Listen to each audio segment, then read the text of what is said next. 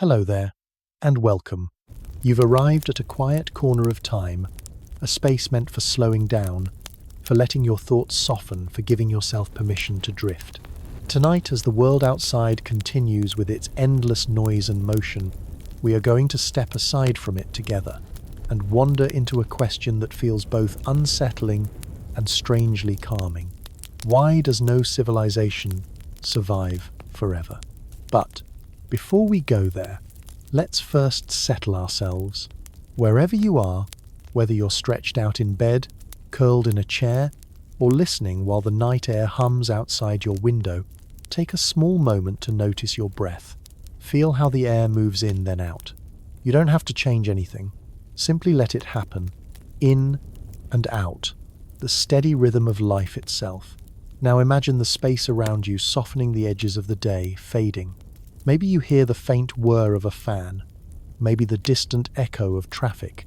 Maybe only silence. Let each sound become part of the atmosphere that carries you gently into this story. We begin as we always do here, slowly, calmly, almost like a lullaby. This is not a lecture or a debate. This is a walk, a meander, a chance for curiosity to stretch its legs while your body grows heavy and your mind finds rest. Think of it as traveling without moving, dreaming, while still awake. So let's start with a simple image. Picture a candle in a dark room. Its flame flickers, dances, glows. It feels eternal in that moment, bright, alive, almost defiant against the shadows. Yet you know as you watch it that the wax will run out, the wick will shorten, and eventually the flame will fade. No matter how carefully you shield it, no matter how beautifully it burns, its life is temporary. Civilizations, too, are like candles. They shine, they build, they imagine themselves everlasting. And yet history whispers the same truth again and again: they do not endure forever. But we're getting ahead of ourselves. For now, stay with the candle. Notice its warmth. Notice the glow. Feel the comfort of that light. Hold the paradox that it is both real and temporary without needing to solve it. As you listen, allow your body to sink deeper into relaxation. Maybe your shoulders soften a little. Maybe your jaw unclenches. Maybe you realize you've been holding tension without knowing it, and now it slowly releases like a rope uncoiling. Let that happen. This is your time. There is nowhere else you need to be. I want you to know that this space is here for you, not just as a lesson, but as a companion. The stories we tell tonight are not urgent. They are not sharp. They are made of whispers of drifting thoughts, of images that appear and dissolve like clouds. You can follow every word if you wish, or you can let them blur into background music for your mind. Either way, you are welcome. Either way, you belong here. So let's open the door to tonight's journey. Imagine it literally a wooden door, old but sturdy, standing quietly at the edge of your imagination. You reach for the handle, and as you push it open, a slow breath of air brushes against your face. Behind the door is not a room, not a hall, but time itself, stretching out wide and deep, full of echoes. You step through gently and the door closes behind you. Now we are inside the story. And what is this story? It is not about a single king or a single empire. It is not about Rome or Babylon or Egypt alone, though we may pass through them on our way. It is about the pattern they all share. The pattern of beginning, of flourishing, of believing they will last, and then of fading. It is about why permanence is an illusion, and why that illusion is both comforting and fragile. But don't let the heaviness of those words trouble you. We are not here to mourn. We are here to drift, to wonder, to listen to the slow heartbeat of history. Think of civilizations as waves on the ocean. Each rises, crests, sparkles in the sunlight, and then falls back into the sea. The ocean does not disappear. The water does not end, but no single wave holds forever. Take another breath now. In, out. As you do, imagine yourself standing on a quiet shore, watching those waves. The horizon stretches endlessly, a faint line where sea meets sky. The sound of the water is steady like breathing. Each wave arrives, then recedes. Each one is beautiful. Each one is brief. That rhythm is the rhythm of civilizations, and it is the rhythm of our story tonight. Perhaps you're already feeling your eyelids grow heavy. That's good. Let them. You don't need to force yourself to stay awake. The story will hold you whether you drift or not. If you sleep, it will be here waiting quietly like a friend who doesn't mind repeating themselves. If you stay awake, you'll find gentle images and thoughts to keep you company. Either way, you are safe here. So let's give this question: why no civilization survives a seat at the table? We won't rush to answer it. We won't pin it down with sharp definitions. Instead, we'll circle it, look at it from different sides like a stone picked up from the river, turning it slowly in the light. The night is long, the pace is slow. There is no need to hurry. For now, it is enough to sit with the candle, with the waves, with the breath. It is enough to begin. And as we drift deeper, we will weave together science and myth history and philosophy, personal reflection and collective memory. We will look at ruins, both real and imagined. We will walk through ancient streets alive with voices. We will pause in quiet deserts where once great cities stood. And through it all, we will keep our voices soft, our steps light, our hearts open. For now, though, just stay here with me. In this first moment, in this opening, the story is ahead, and the question is waiting. But tonight, above all, is for rest, for stillness, for the simple wonder of being here together, breathing in and out, listening as the candle flickers, the waves fall, and time itself whispers nothing lasts forever. And that is part of the beauty. Why does no civilization survive? It is a question that floats gently in the mind like a feather in the air, refusing to fall to the ground, refusing to settle. We live in a world that often celebrates progress, permanence, achievement. Our monuments are built of stone, our records etched in books or encoded in glass and silicon. We imagine our works stretching far into the future. Yet when we pause, when the night grows quiet, the truth whispers differently. Nothing lasts forever, not even the greatest of civilizations. Think of how many times people have thought, this will endure. Ancient kings carved their names into walls of granite. Priests spoke prayers to ensure the memory of their people would never fade. Builders raised towers that seemed unshakable. And yet one by one those towers crumbled. Those prayers turned into forgotten languages. Those names carved in stone became puzzles for archaeologists to decipher. The permanence was an illusion as fleeting as the smoke from a fire. The question is not just historical. It is also philosophical, almost spiritual. Why is impermanence woven into the fabric of existence? Why do even the strongest societies fall? Is it simply because humans make mistakes? Is it climate, war, disease, or chance? Or is there something deeper, something built into the very nature, port of life, that nothing stands unchanged, that everything bends, eventually like branches in a storm? Pause with me here. Let the weight of the question rest lightly in your mind. Not heavy, not overwhelming, just present, like the hum of a distant melody. Notice your breathing again, soft, steady. Let each breath carry the thought gently in and out without clinging to it. The question does not demand an answer. It only asks to be heard. Imagine, if you will, standing in the ruins of an old city. Perhaps it is Rome, or perhaps something smaller, an abandoned village hidden in the hills. The stones are cool beneath your feet. Weeds push through cracks in the pavement. Birds nest in corners where once there were houses.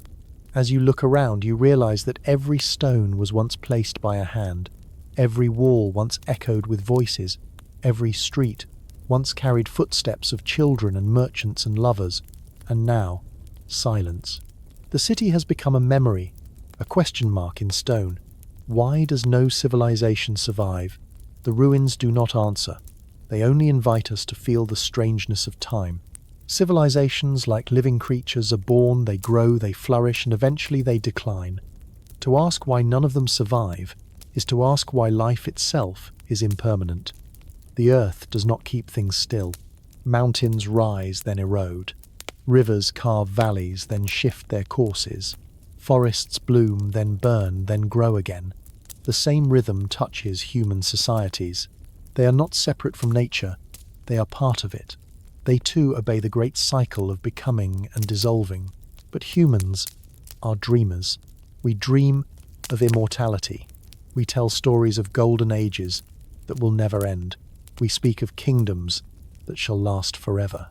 We cling to the idea that our own civilization is different, that somehow we will escape the fate of those who came before, and yet the question lingers. It waits like a quiet guest at the edge of the firelight, reminding us that even the brightest flame burns itself out. Does this thought trouble you, or does it soothe you? For some, impermanence feels frightening, as if everything is fragile, unstable, doomed to fade. For others, it feels like a relief, a reminder that nothing is fixed, that even pain and hardship are temporary. Tonight, we are not choosing between fear and comfort. We are only noticing the truth. Civilizations rise, civilizations fall, and none remain forever. Picture a timeline stretched across the wall of your imagination. At one end, the first flickers of human communities, fires in caves, villages by rivers. At the other end, the glowing lights of modern cities, satellites orbiting in space.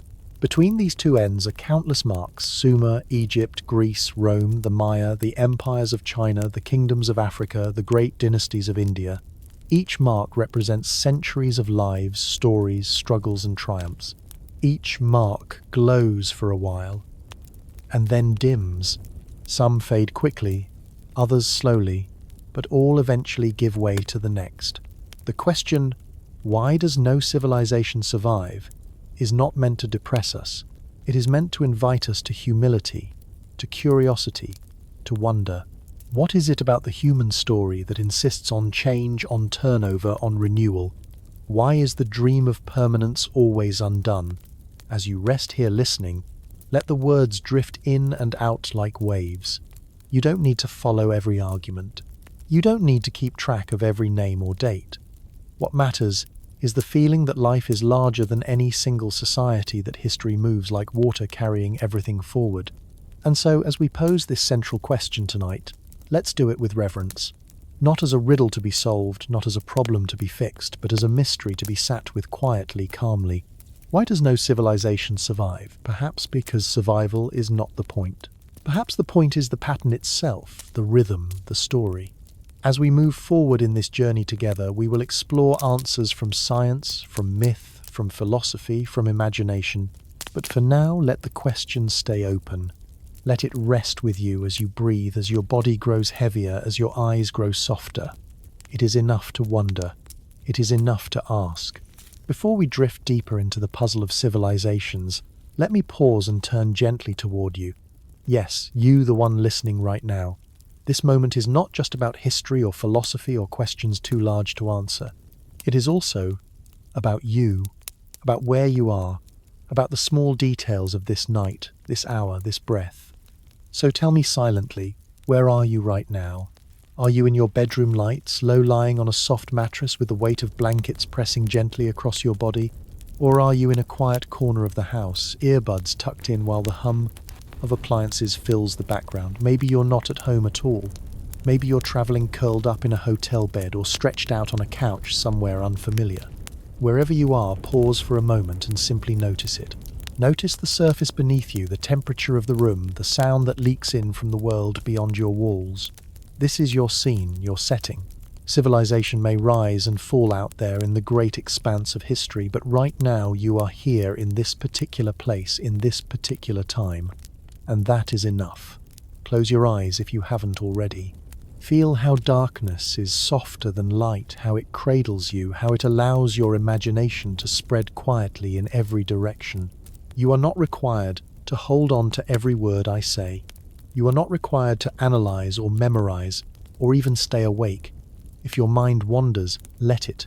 If your body grows heavier and drifts towards sleep, let it. The story will continue whether you listen closely or not. Think of these words as waves brushing the shore, always arriving, always receding, without demanding anything of you. Now let me ask, what time is it for you? Perhaps it is late at night when the world outside has dimmed and even the streets are quieter. Perhaps it is early morning when the sky is still dark and you are the only one awake. Perhaps it is afternoon and you are seeking a pocket of calm in the middle of a restless day. Time does not matter here. This is a place outside of clocks. The story will flow at its own pace, like a river unconcerned with the ticking of hours. Wherever you are, whenever you are welcome. You are part of this wandering, this gentle exploration of impermanence. Civilizations may not survive, but here tonight you survive. You breathe, you listen, you rest. I find it comforting to imagine that people across the world may be listening at the same time as you, even if you never meet them. Someone in a quiet apartment in New York, someone on a balcony in Cairo, someone in a farmhouse in France, someone in a hostel in Japan. Each person in their own cocoon of sound, their own moment of stillness, yet connected by the thread of this question, by the whisper of these words. In a way, we are forming a civilization of our own right now, a civilization of listeners, fragile, temporary, bound together not by walls or armies, but by shared curiosity and the wish for rest. And if that thought feels soothing, I invite you gently, without pressure, to help this little community grow. If you enjoy these quiet journeys, perhaps you might tap like or press subscribe or share the video with someone who could use a gentle companion to end their day. Not because numbers matter, not because growth is urgent, but because the more people who find these soft corners of calm, the more likely we are to keep making them. Imagine it as adding another candle to a circle of light, each flame flickering softly, each one making the darkness a little less heavy. But again, no pressure. You are not here to work or to decide or to act. You are here to rest. Let the thought drift like a feather. If it lands, wonderful. If it floats away, that's fine too. Now return your attention, if you like, to your body. Notice the way your chest rises and falls. Notice how your arms rest heavier than a moment ago. Notice the rhythm of your heartbeat, steady and calm, carrying you deeper into relaxation. Civilization may be fragile, but right now you are safe, alive, warm. The simplest truth is that you are here, breathing, listening, and that is enough. Let me paint a picture for you. Imagine lying on your back in a wide meadow at dusk. The grass is cool beneath you, the air carrying the faint scent of earth and flowers. Above you, the sky shifts from gold to deep blue. Stars begin to prick the darkness one by one, patient and eternal. Around you, the world is vast, but you feel no urgency, no fear. You simply exist, a small part of something larger, listening to the hush of evening. That meadow is here in your imagination whenever you need it. And in some ways it is no different from this moment now, quiet, calm, suspended between day and night. As we walk deeper into the question of why civilizations never last, hold this personal stillness close. History can feel overwhelming. Empires rising, falling, countless lives lived and forgotten. But here you are, just one person breathing. And that perspective matters. It reminds us that civilizations are built from individuals like you. They begin when people gather, share stories, build shelters, cook food. They end when those same people scatter or change or move on. Civilization is nothing more and nothing less than the sum of countless lives, countless moments, like the one you are in right now. So in a way, you are not just a listener. You are part of the pattern itself. Your presence, your breath, your rest are threads woven into the great fabric of human history. Civilizations may not survive, but individuals like you carry their echoes forward. Each time you remember a story, each time you touch a stone carved by hands long gone, each time you pause to wonder about the past, you are keeping that flame alive, even if only for a moment. And isn't that comforting? To know that survival is not only about monuments or empires, but about memory, about imagination, about the quiet act of listening. Take another slow breath now, in and out. Let your body sink deeper, your mind drift further. You are safe. You are part of something larger. And as we continue, remember this story is for you. It is here to keep you company, to help you rest, to remind you that even in a world of impermanence, you are never truly alone. Take a slow breath with me, in and out. Feel the quiet rhythm as if the whole planet were breathing along with you. Now let's stretch our imagination far, far beyond the walls of your room, beyond the streets of your city, beyond even the lifetime of your civilization. Let us enter what geologists call deep time, a scale so vast that our human sense of hours and years simply dissolves. Deep time is not measured by calendars or clocks. It is measured in millions, even billions of years. Imagine compressing the entire history of the Earth into a single day. Midnight marks the planet's birth about 4.5 billion years ago. Humans, with all our empires, inventions and dreams, appear only in the last seconds before the next midnight. Civilizations, Sumer, Egypt, Rome, China, the modern world, are not even seconds. They are sparks, tiny flashes of light here, and gone before you can blink. Pause and let that sink in. Civilizations feel enormous to us because they fill our lives, our textbooks, our imaginations. But in deep time they are almost invisible. They are like dew on the morning grass, glittering briefly in the sun, then gone by afternoon. Picture the Earth during the age of the dinosaurs over 100 million years ago. For tens of millions of years, creatures roamed forests and swam through seas utterly unaware that humans would one day exist. Their world seemed eternal to them, just as ours does to us. Yet it vanished in a geological heartbeat, erased by a falling star and the slow churn of time. If entire species that ruled the planet for longer than all of human history can vanish, is it surprising that our civilizations, brief experiments of only a few thousand years, cannot endure forever? Now imagine standing on the edge of a vast canyon. The walls rise around you, layered with bands of red and gold stone. Each band is a page in Earth's diary, written in rock instead of words. Some bands are older than the oldest human memory. Some are older than trees, older than animals, older than life on land itself. Civilizations are absent here. You cannot see Rome or Babylon etched into the stone. You cannot even see the faintest hint of humanity. What you see instead is the long patience of the Earth, carrying on with its own story while civilizations come and go like passing clouds. Take another breath. Let the canyon form in your mind. Hear the faint echo of wind between the walls. Feel how your sense of time shifts when you stand before something so ancient. Suddenly your worries, your deadlines, even the rise and fall of nations seem small. Not meaningless, but small like ripples on the surface of a deep, deep ocean. Civilizations believe themselves permanent because human lives are short. To a single person, a kingdom lasting centuries feels eternal. 100 years is more than a lifetime, but the Earth does not measure time the way we do. To the Earth, 100 years is a blink, 1,000 years is a sigh, 10,000 years is just the clearing of a throat. Civilizations are not built to withstand that scale. They cannot be. Think of the ruins we now study. The pyramids of Egypt are about 4,500 years old. That seems unimaginably ancient to us, yet in the language of geology, they are younger than yesterday's footprints in the sand. The stones will erode, the carvings will fade. One day even the pyramids will crumble into dust, and the desert will swallow them whole. Deep time does not preserve everything. It does not hold monuments sacred. It recycles, remakes, erases. Perhaps this sounds somber, but let it soothe you instead. There is comfort in knowing that everything passes. Empires rise.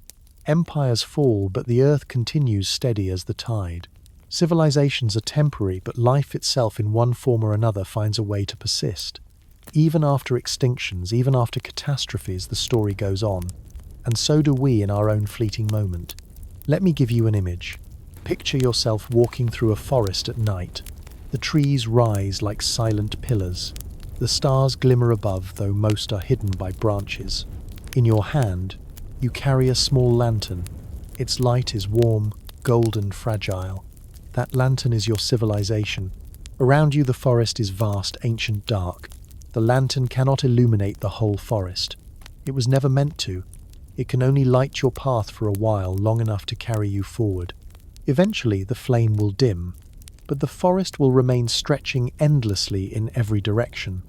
Civilizations are like that lantern. They guide, they glow, they warm. But they are not eternal. They are temporary companions in the journey through deep time.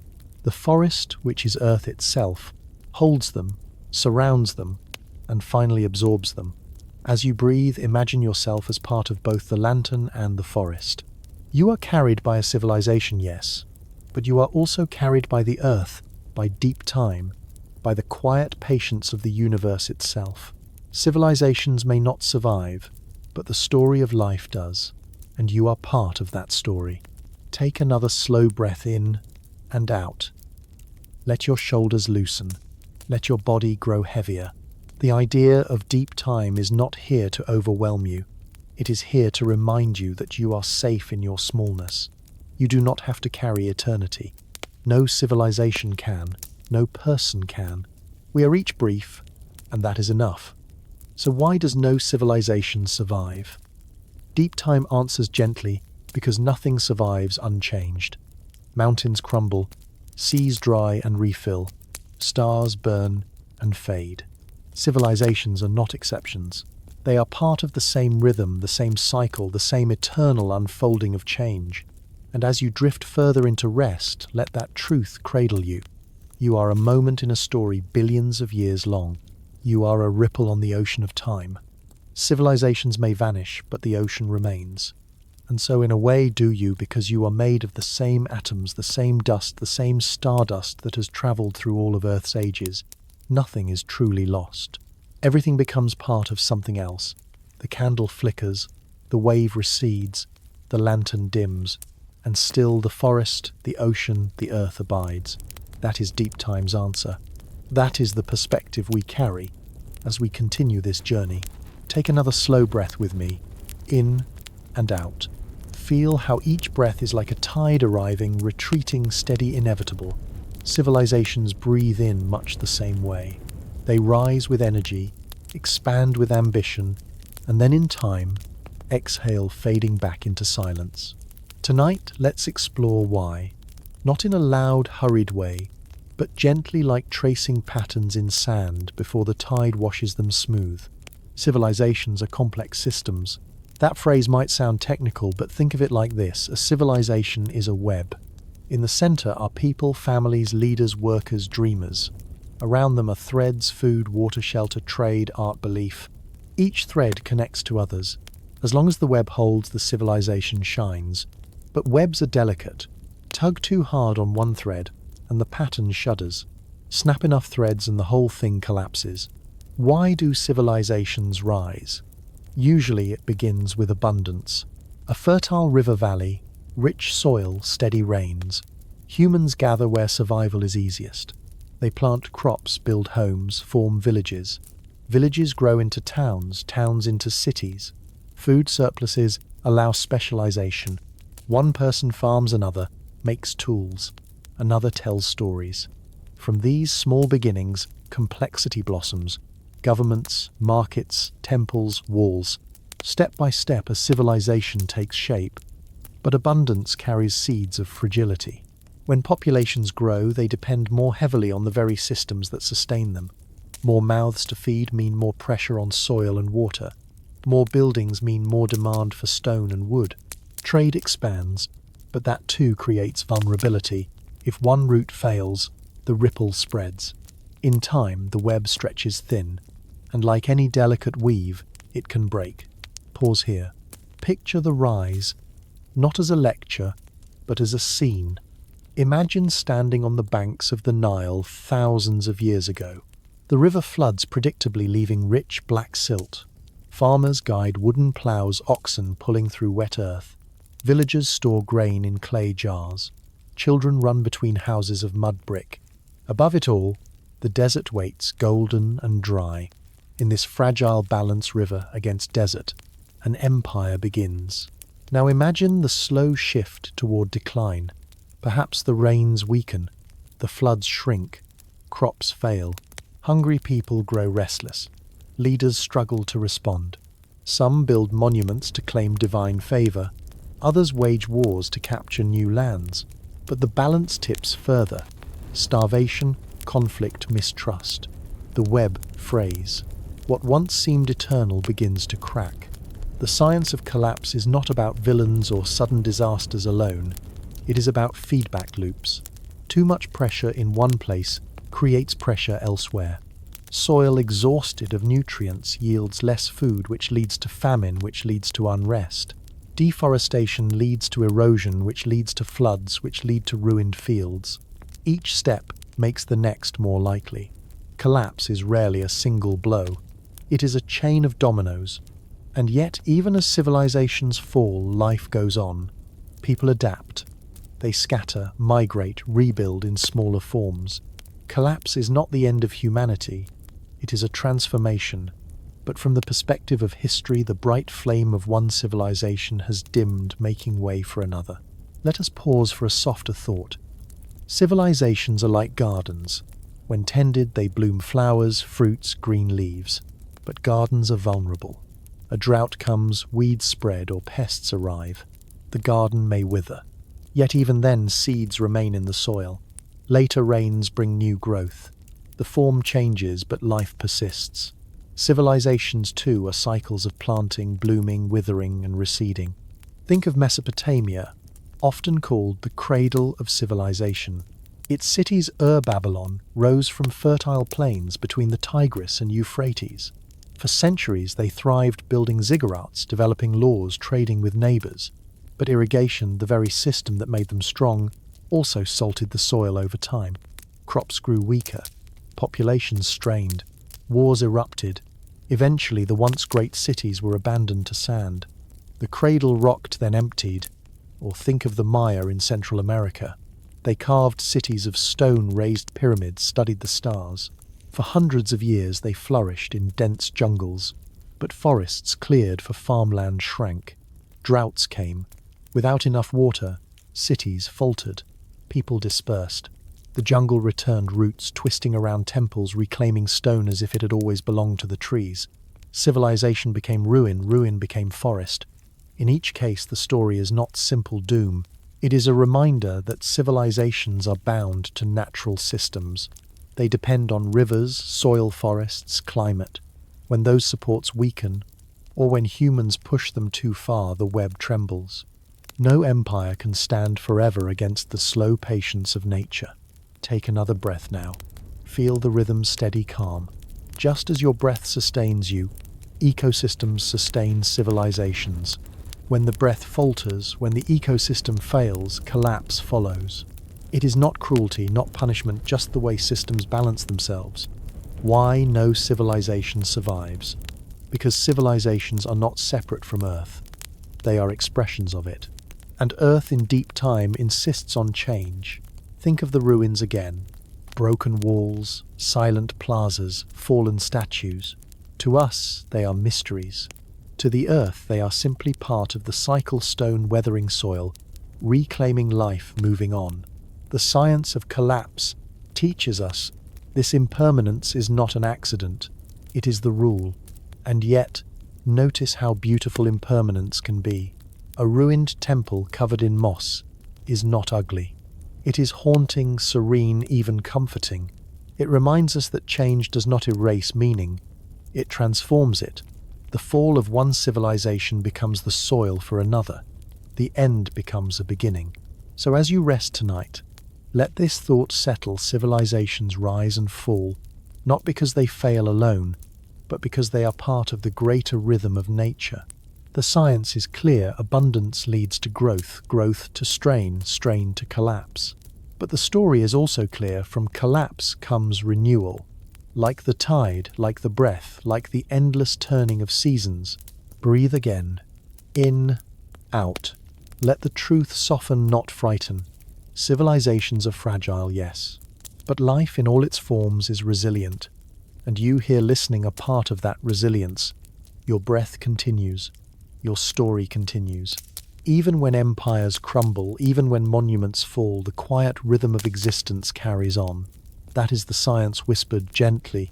Rise, flourish, strain, collapse. Not tragedy, not failure, just the way of things. And now as you drift deeper, hold this image close. A candle burning, glowing, fading, and then another candle lit from its flame. The light continues even as each candle ends. Civilizations may not survive forever, but the light of humanity, the spark of life flickers on, carried from flame to flame, age to age. Take a breath with me again. In and out. Let the sound of your own breathing be like a doorway, opening gently into another kind of landscape. We have spoken of science, the cycles of rise and fall, the fragile web of resources and people. Now let us drift into the realm of myth, where the same truth is told, not with data or archaeology, but with stories, symbols, whispers passed down through generations. Human beings have always known deep in their bones that civilizations do not last. They may not have used the word collapse, but they wrapped the idea in legends. These myths are like dreams of entire cultures, soft, symbolic, sometimes exaggerated, but carrying seeds of truth. Consider the story of Atlantis, a shining island civilization proud and powerful, described by Plato as having once held mastery of the seas. Its people grew arrogant, forgetting humility. The gods, displeased, sent earthquakes and floods, and Atlantis sank beneath the waves. Whether or not such a place existed does not matter here. What matters is the symbol, a great society undone, swallowed by the sea, remembered only as a cautionary tale. Close your eyes for a moment and picture it: towers gleaming under the sun, ships returning with treasures, music drifting through marble halls. Then the trembling earth, the roar of water, streets filling, lights extinguished, voices drowned, and silence. That silence is the same silence that now fills ruins across the world. Myth was simply the first way of naming it. Another story drifts to us from the Mayan world. Ancient prophecies carved into stone speak of cycles, worlds created, destroyed, and renewed. According to some interpretations, we are living in the fifth such age. Each previous one ended in fire, flood, jaguar, or storm. Here, the collapse of civilizations is not a one-time tragedy, but part of the rhythm of existence. To live is to know that endings come, and from endings, beginnings. Or think of the biblical Tower of Babel. Humanity, united in ambition, builds a tower to reach heaven. But the project is broken not by flood or famine, but by confusion. Languages multiply, communication fails, and the people scatter. Once again, a story of civilization undone, not by outside disaster, but by the inner threads fraying. Pride, miscommunication, division. Let the images linger. A tower stretching into the sky. Workers shouting in dozens of tongues, no longer understanding each other. Tools falling, scaffolding swaying. The project halts and the city unravels. A myth, yes, but also a reminder that collapse can come from within as well as from without. Civilizations in myth are often depicted as fragile, not because people were pessimistic, but because they were observant. Farmers who watched crops fail, sailors who saw harbors, abandoned storytellers who wandered through empty temples, they all knew the truth. To make sense of it, they told stories, and those stories became symbols. Atlantis, Babel, cycles of creation, gardens, lost ages that end. Even in Greek myth the idea recurs. The ages of man, gold and silver, bronze, heroic iron. Each age a decline from the one before. The Golden Age was peaceful and abundant. By the Iron Age, the age in which Hesiod believed he lived life, was toil, conflict, impermanence. Here again the message is clear. Civilizations do not climb forever. They descend, they dissolve, breathe again, in and out. Notice how myths carry not only fear but comfort. If civilizations have always fallen, then our own is not uniquely cursed. We are part of the same story written again and again in stone and song. Symbols arise too from ruins themselves. Think of ivy curling over broken walls. To us it looks romantic, even beautiful. To those who lived there once, it would have been sorrowful. But the symbol has shifted. Ruins now remind us that impermanence is natural, that beauty can be found in endings as well as beginnings. A cracked statue, a faded inscription, a temple overtaken by roots, all are symbols whispering, nothing lasts forever, and that is all right. And what of fire? Many myths place fire at the heart of collapse. The burning of cities, the wrath of gods in flame, the world ending not with ice but with heat. Fire is both destroyer and purifier, a symbol of cycles. In Norse mythology, Ragnarok speaks of a great burning after which a new world rises from the sea. Again the message: civilizations fall, but life continues transformed. Water too is a common thread. Flood myths appear everywhere, from Mesopotamia's Gilgamesh to the story of Noah to the legends of indigenous peoples across the globe. Water cleanses, erases, renews. A flood washes away what was, leaving soil for what will be. Perhaps it is because humans have always lived near rivers and seas, knowing their gifts and their dangers. Water is abundance, but water is also collapse. Symbols do not need to be grand. Sometimes they are small, almost invisible. The image of a broken pot found in the dirt, a road that leads nowhere, a wall crumbled into rubble. Archaeologists see data, storytellers see symbols. Each fragment is a reminder. Civilizations are fragile vessels, and time is stronger than stone. So why do we cling to these myths? Perhaps because they let us face impermanence without despair. Myths turn collapse into story, and stories can be carried, retold, softened. Instead of saying everything is lost, we say Atlantis sank, Babel fell, the Mayan age ended. The story becomes a container for grief, a way of making sense of change too vast to comprehend. As you listen now, let the myths drift like dreams. You do not need to decide whether they are true or false. You only need to notice the patterns. Fire, water, pride, flood, confusion cycle. Each myth is a mirror, showing us what humans have always known: that civilizations are temporary, that endings are inevitable, that impermanence is universal. And yet there is beauty here. Atlantis may be lost, but its story endures. Babel may have scattered, but languages became rich and diverse. The Mayan cycles may have turned, but people survived to tell their tales. Myths remind us that even in collapse, something remains: memory, lesson, story, symbol. Take another breath. In, out. Let your body soften as the weight of these myths settles, not heavily but lightly, like dust on old stone. Civilizations fall. Myths rise to carry their memory. Symbols bloom in the ruins. And we, centuries later, can sit quietly and listen, drifting into rest, with the knowledge that this is not tragedy, but simply the way of things. Civilizations do not survive, but their myths do. And tonight those myths are here to keep you company, gentle as the night air, steady as your breath, reminding you that nothing lasts forever, and that perhaps that is exactly what makes it beautiful. Take another soft breath with me, in and out. Let the body sink deeper, as if each breath were lowering you gently into a calm ocean. Now that we have wandered through the language of myth, let us turn back to the quieter voice of science, which also has stories to tell. Stories not of Atlantis or Babel, but of real cities, real empires, and their gentle fading into silence. Rome the eternal that wasn't considered Rome, often called the Eternal City. For centuries its empire stretched across continents, binding together lands as far as Britain and Egypt, Spain and Syria. Its roads cut through forests, its aqueducts carried water across valleys, its legions marched in polished order. To a Roman citizen it may have seemed unshakable, destined to last forever, and yet slowly the threads frayed. Economic strain, political turmoil, external pressures and inner divisions combined. By the 5th century the Western Empire had splintered. Pause here. Imagine walking through Rome at its height. Marble columns, gleaming markets, buzzing, the Colosseum roaring with voices. Now let centuries pass in a single blink. The marble crumbles, weeds grow between stones, and the roar becomes silence.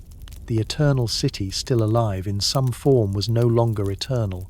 Its empire dissolved into fragments, its monuments half buried in time. Mesopotamia, the cradle and the desert travel. Further back to Mesopotamia, often called the cradle of civilization. Here, between the Tigris and Euphrates, humans first built cities, laws, and libraries. Babylon's hanging gardens were said to be wonders of the world, but the same rivers that gave life also carried salt into the soil. Over centuries, fields grew barren. Wars came, trade routes shifted, and the cradle emptied.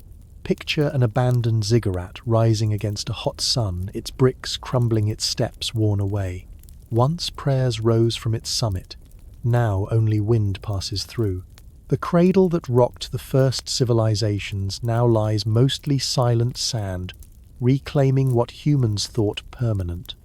The Maya forests and silence turn now to the jungles of Central America. The Maya built cities of stone-carved temples, studied the stars with precision. For hundreds of years their culture thrived. But droughts came, crops failed, forests thinned, populations strained. Slowly people left the great stone cities. The jungle returned, roots coiling around temples, trees bursting through plazas. Imagine walking today among the ruins of Tikal or Palenque. You hear only birds, the rustle of leaves, the distant cry of howler monkeys. Yet beneath the soil lie layers of pottery tools, murals, reminders of lives once vibrant. Civilization gave way to silence, but the forest remembers. The Indus Valley Forgotten Rivers. Across the world in South Asia, the Indus Valley civilization thrived around 2500 BCE. Cities like Mohenjo-Daro and Harappa were laid out with astonishing care, straight streets, drainage systems, standardized bricks. A society advanced, orderly, thriving, and yet it too disappeared. Many believe shifting rivers undermined agriculture. Others point to changing trade routes or climate. Whatever the cause, the cities emptied. Stand in Mohenjo-Daro in your imagination. Once children played in courtyards, artisans shaped clay, traders carried goods. Now archaeologists brush dirt from bricks under a blazing sun. The voices are gone. The plans of careful architects lie in ruins, erased, not by war, but by water and time. Angkor stone and jungle. More recent is Angkor, the vast Khmer capital in Cambodia. Temples like Angkor Wat rose from the jungle, carved with endless detail. The city flourished, supported by ingenious waterworks, reservoirs, canals, dikes. But as climate shifted, droughts alternated with floods. The water system, once a strength, became fragile. The empire waned, and Angkor fell silent. Walk there today. Stone towers still stand, faces carved in serene expression. But trees burst through walls, their roots gripping stones like giant hands. The city survives as symbol, but not as civilization. Nature, patient and quiet, has reclaimed its share. Lessons from the case studies. What do these stories share? They are not identical. Rome fell to complexity and politics, Mesopotamia to soil exhaustion and shifting trade, the Maya to drought and ecological strain, the Indus Valley to rivers changing course, Angkor to climate and fragile infrastructure. Different causes, same pattern. Civilizations grow by adapting to their environment. They flourish as long as the balance holds. But when the environment shifts, or when they push it too far, the balance breaks. The web frays. Collapse follows. Science teaches us that no empire is immune. Complexity itself is fragile. The larger and more intricate a society becomes, the more vulnerable it is to disruption. Like a tall tower, the higher it rises, the more easily it can topple when the ground shifts. Pause again. Take a breath. Let the image of towers, rivers, forests, deserts settle in your mind. Each civilization believed itself enduring. Each carved its name into stone. And yet each became a ruin. That is not failure. That is nature's rhythm. Civilizations are like seasons. Spring brings growth, summer abundance, autumn decline, winter rest. The cycle repeats, never pausing, never permanent. To study Rome, Mesopotamia, the Maya, the Indus Angkor, is to see the seasons of human history turning over and over. And here we are in our own season, with our own cities and systems. Science reminds us that we are not outside the pattern, we are within it. Our towers too may crumble, our rivers shift, our forests fade. But as with every collapse before, something will remain. Seeds, stories, survivors. The end of one chapter is the start of another. Take another breath, now. In and out. Feel the calm of knowing that impermanence is natural, expected, universal. Civilizations rise. Civilizations fall. And still the earth abides, carrying each story into the soil, into the stone, into the quiet memory of time. Take another breath with me now. In and out. The rhythm is steady.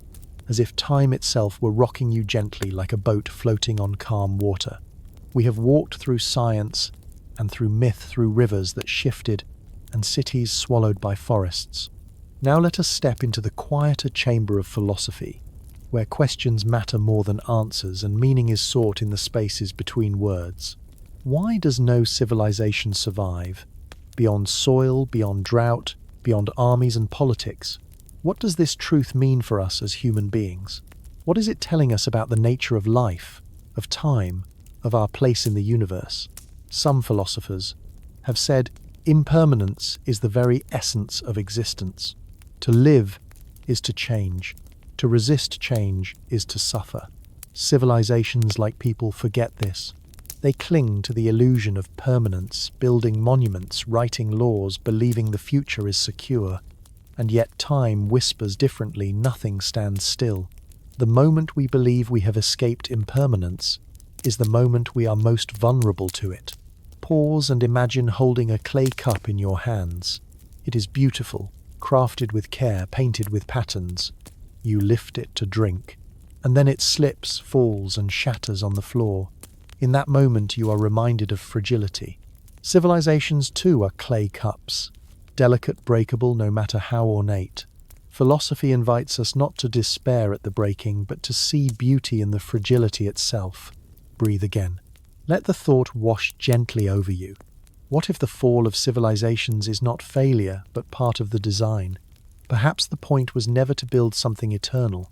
Perhaps the point was to live, to learn to pass on stories, to plant seeds for what comes next. In Buddhism, impermanence is not tragedy, it is liberation.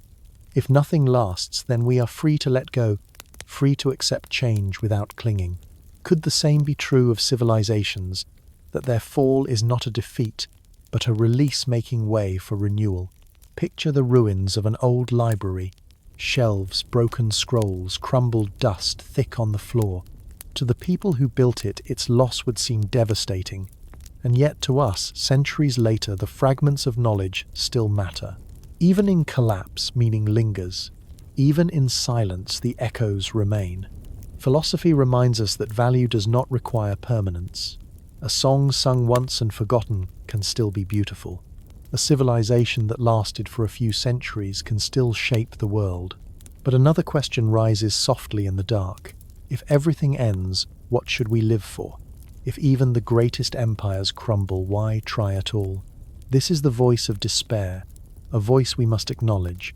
Yet philosophy offers an answer. We live not for eternity, but for the moment, for the connections we create, for the kindness we give and receive.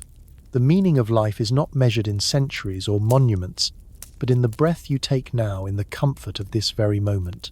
Consider the Japanese idea of mono-no, aware the gentle sadness and beauty of impermanence. Cherry blossoms fall quickly, and it is their very fragility that makes them precious. Civilizations too are cherry blossoms on the tree of time. Their falling is not a failure, but a reminder beauty is fleeting, and therefore beautiful. Take another slow breath. In, out. Let your body relax as this idea sinks deeper. Philosophy also asks us to see ourselves in the mirror of history. If no civilization survives, what does that mean for our own? Are we arrogant like Atlantis, believing ourselves immune? Are we already weaving myths that future generations will interpret as cautionary tales? Or are we humble enough to accept that impermanence will touch us too? Perhaps the lesson is gratitude. To know that what we have is temporary is to cherish it more deeply. To sit in your home, to walk in your city, to hold the hand of someone you love, all become more vivid when you realize they will not last forever. The fall of civilizations is not only a historical truth, it is also a philosophical invitation. Be present, be grateful, be alive now. Let me paint another picture. Imagine a candle-lit temple at night. The flames flicker, casting long shadows. Outside, the jungle grows patient and quiet. One day the jungle will cover the temple, but tonight the light glows. People pray, sing, breathe. That moment is real. That moment is enough. Civilizations too are temples lit briefly in the darkness of time. They may fall, but the light they gave while burning is never wasted. What is permanence? After all, mountains erode, stars burn out. Even the universe itself may one day fade. If nothing in existence is eternal, then civilizations are not exceptions. They are part of the same vast rhythm. And maybe meaning is not in permanence at all, but in participation in being part of the song while it is sung. Breathe again, in and out. Let your chest rise and fall like the tide. Let the thoughts soften into comfort. You do not need to last forever. Your civilization does not need to last forever. It is enough to have lived, to have dreamed, to have left whispers in the soil and echoes in the stone. Philosophy asks one more question. If civilizations end, does that mean we are insignificant? Or does it mean we are woven into something far greater? Imagine yourself as a single note in a symphony. Alone it is brief. Together with others it becomes music that fills the air. Civilizations are notes in the symphony of Earth, each short, each fading, but together forming a melody billions of years long. To fade is not to be meaningless. It is to belong to the music. So as you drift now, let philosophy cradle you. No civilization survives. But in their rise and fall, in their fragility and beauty, they remind us what it means to be human, to build, knowing it will crumble to love, knowing it will end to live, knowing time will carry everything away, and still to do it anyway. That is meaning. That is the gift of impermanence. Take another breath with me, in and out. Let it settle you like a soft blanket being laid across your shoulders. We've wandered far through history, science, and myth.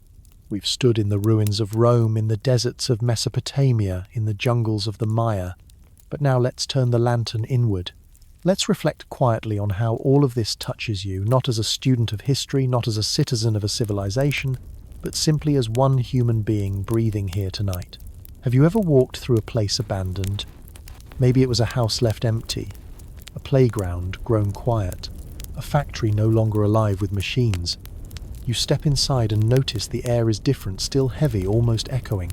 Dust lies on every surface. A chair sits where someone left it years ago.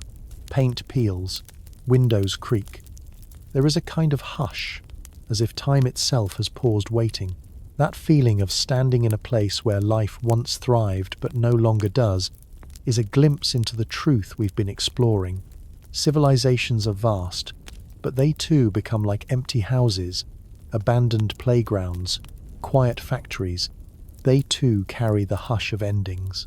And just as you might feel a strange mix of sadness and wonder in those places, so too can you feel it when you think about civilizations that have passed. Pause here. Let yourself recall a memory. Maybe you visited ruins, a castle on a hill, an old temple, a village long forgotten. Or maybe your memory is more personal, an old school torn down a relative's house after they had gone. Notice the feeling that rises in your chest. It is not just sadness. It is also awe. You are touching the reality of impermanence. You are feeling in your bones what it means that nothing lasts forever. Now let that memory soften. Imagine yourself walking slowly through an empty street at dusk. The lamps are unlit, the windows dark. Your footsteps echo, and yet you feel calm, not afraid. You are part of the silence, part of the stillness. That is the gift of reflection, to see endings not as threats but as companions. Philosophers talk about impermanence in grand words, but you already know it in small ways. The toy you once loved, but no longer have. The friendship that faded. The neighborhood that changed. The tree that once shaded you but was cut down. Each of these is a miniature civilization in your own life, something that rose, flourished, and ended. And just like empires, they left behind echoes in your memory. Breathe again, in and out. Feel your body heavier, your mind softer. Reflection is not about judgment. It is not about saying this was failure or that was success. It is about noticing, about honoring the way life moves. Civilizations rise and fall. So do seasons. So do friendships. So do moments. And in each ending there is a strange beauty, a quiet dignity. Ask yourself gently what ruins live in you. What memories are like broken columns still standing though the temple is gone. Perhaps it is a childhood dream. Perhaps it is a place you once called home. Perhaps it is a version of yourself you have outgrown.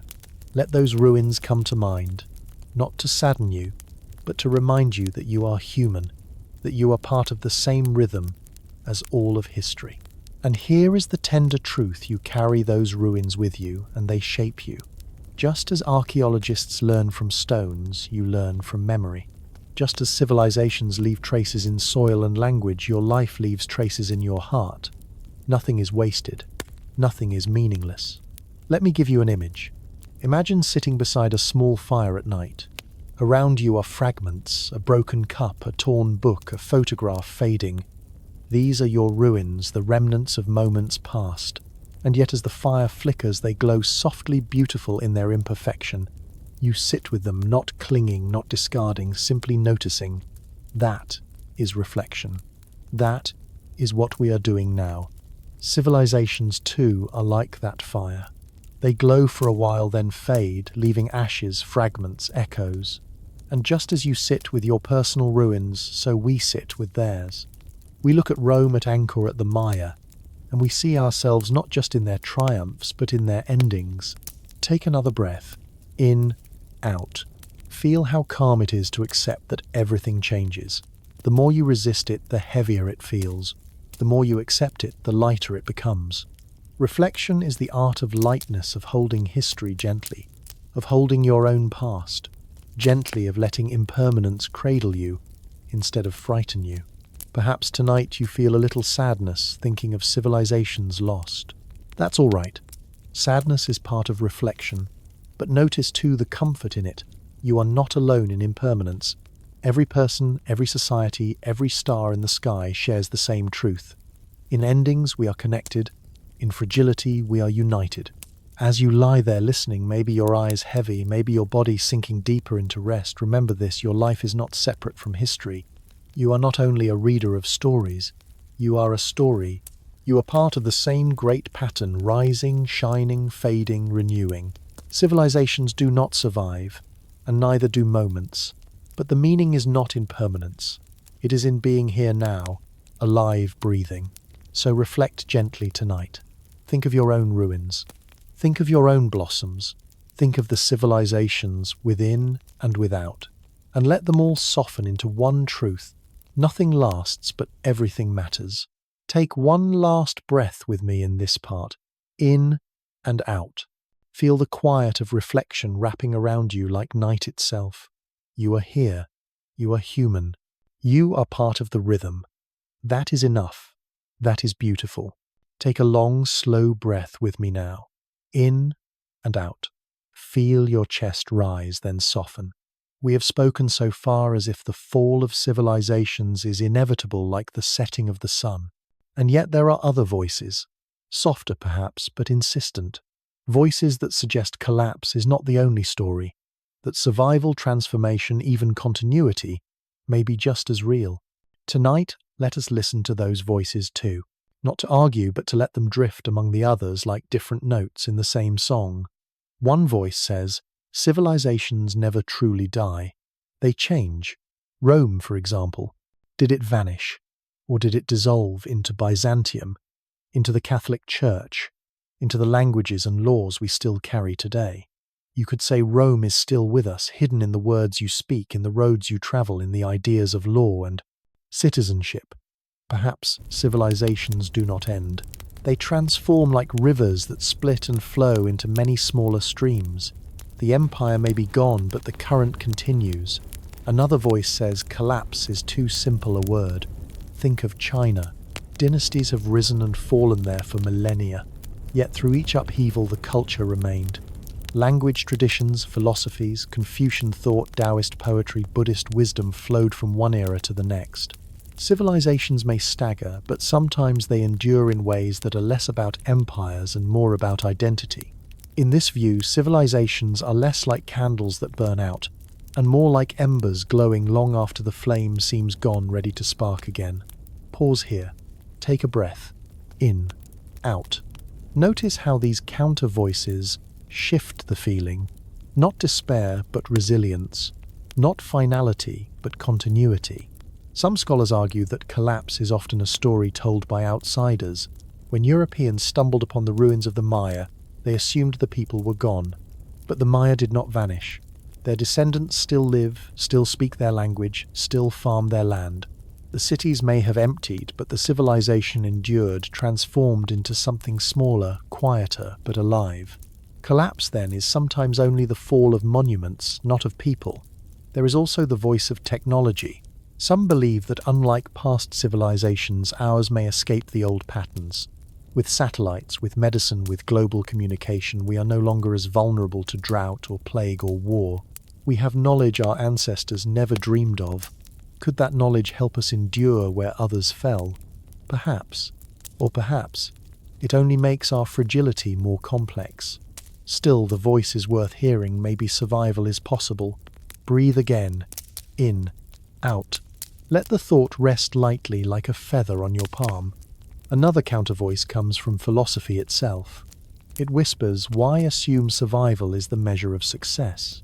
If a civilization flourishes for a time, creates beauty, tells stories, nurtures its people, is that not enough? A flower that blooms for a single season is not a failure because it fades. It is a success because it bloomed. In this view, collapse is not tragedy but completion. Civilizations are meant to have arcs, not eternities. Pause and imagine a meadow of wildflowers. Each blooms briefly, then withers, but the meadow remains alive, renewed each spring. Civilizations may be flowers, not mountains. Their brevity does not diminish their beauty. Still, another voice belongs to hope. It says, perhaps one civilization will find balance. Perhaps one society will learn from the past, avoiding overuse of soil, respecting forests, building systems resilient enough to endure. Perhaps the cycle is not unbreakable. Perhaps humanity can grow wiser. This voice is quiet, often overshadowed by the louder chorus of endings, but it is there waiting like a small light in the dark. Take another breath, in and out. Notice how all these voices collapse. Transformation, continuity, hope, do not cancel one another. They weave together, creating texture. Let us return for a moment to Rome. Yes, the empire fell, but its language survived in Italian, French, Spanish, Portuguese, Romanian. Its roads still shape European maps. Its laws echo in courts. Is Rome gone? Or is it everywhere wearing new names? Perhaps no civilization survives as itself, but pieces survive, transformed, scattered, carried into the future by those who remain. Consider too the civilizations we carry in our own lives. Your childhood, your family traditions, the small rituals of your days. They rise, flourish, sometimes fade. But fragments linger, songs, photographs, stories, recipes. Do they collapse? Or do they live on, reshaped in you? And so the counter-voices remind us, collapse is never the whole truth. Continuity whispers alongside it. Transformation hums beneath it. Hope waits beyond it. As you lie here, perhaps close to sleep, let these voices surround you. Imagine them as gentle figures seated around a fire, each telling their version of the story. One says, all things end. Another says, nothing is lost. A third says, change is survival. A fourth says, hope remains. None argue. They simply share, and the fire crackles softly, and the night listens. Take one more breath now. In, out. Let your body relax. Let your thoughts soften. The debate is not sharp. It is gentle like waves overlapping on the shore. Civilizations rise, civilizations fall. Some say that is the whole truth. Others say the story continues in fragments, in embers, in memories. Both can be true. Both can live side by side. And perhaps that is the quiet lesson here. It is not about certainty. It is about listening to science, to myth, to philosophy, to hope, to endings and to continuities, to collapse and to survival. All voices together forming the music of human history. Take a slow breath with me, in and out. Let your eyelids grow heavier, your body softer, as we drift into a place that exists only in imagination. Up until now, we have spoken of civilizations in history, in science, in myth. But tonight, Let's wander inside one. Let's picture it, feel it, walk its streets together quietly as if we were ghosts drifting through its alleys. Imagine, if you will, a city at its height. The air is warm, heavy, with the scent of bread-baking spices, simmering fires, smouldering. The streets are alive, with footsteps, carts, rattling voices, rising and falling like waves. Somewhere a child laughs. Somewhere else an old woman calls out to sell figs and olives. The soundscape is full but not overwhelming, more like music, a steady hum of life. You walk slowly, unnoticed, through a marketplace. Stalls are piled with fruits, bright oranges and pomegranates, their skins glistening. Jars of oil catch the sunlight, shimmering like liquid gold. Fabrics hang in strips of red, blue and yellow, stirring gently in the breeze. Merchants call to customers, their voices blending with the cries of birds overhead. Pause here. Let the image settle. Feel the stone beneath your feet. Hear the shuffle of sandals on the same path. Notice the warmth of the sun on your skin. You are not rushing. You are simply moving through the scene as though time itself has slowed to allow you this walk. Ahead rises a temple. Its columns soar upward, carved with symbols and stories. At the steps, worshippers gather, bringing offerings of grain, flowers and incense. The air is thick with smoke, sweet and pungent, curling upward into the open sky. A priest chants softly the words, foreign to you but soothing in their rhythm. Inside, statues gleam with gold leaf eyes, staring forward in eternal calm. The temple hums with reverence, a reminder that every civilization holds its breath for the divine in one form or another. Move with me now to a quieter street. Houses of clay and stone line the path.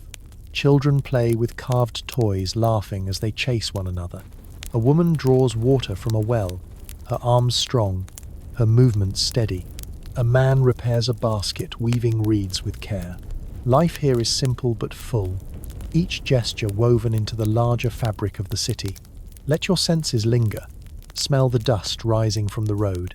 Hear the creak of a wooden door. Feel the faint breeze carrying hints of smoke and flowers. You are inside their world, walking among them, invisible but attentive. As evening falls, torches are lit. The marketplace glows with a softer light. Music drifts from a nearby courtyard. Flutes, drums, a singer's voice rising into the twilight. Families gather for meals, bread torn by hand, bowls of lentils and herbs, pitchers of water and wine. The sound of laughter fills the night, blending with the chirp of insects and the distant bark of dogs. Now imagine lying on the roof of one of these houses. The night sky spreads above, unspoiled by electric lights. Stars crowd the heavens, bright and innumerable. You hear whispers of conversation drifting upward from neighbors, the low hum of voices, the occasional burst of laughter. A child points to constellations, tracing stories in the sky. You feel the cool clay beneath your back, the warmth of the day still lingering. For a moment it feels eternal. For a moment you can believe this civilization will last forever. Pause here. Take a breath. In and out. Let yourself rest in that illusion of permanence, the gentle lie civilizations tell themselves.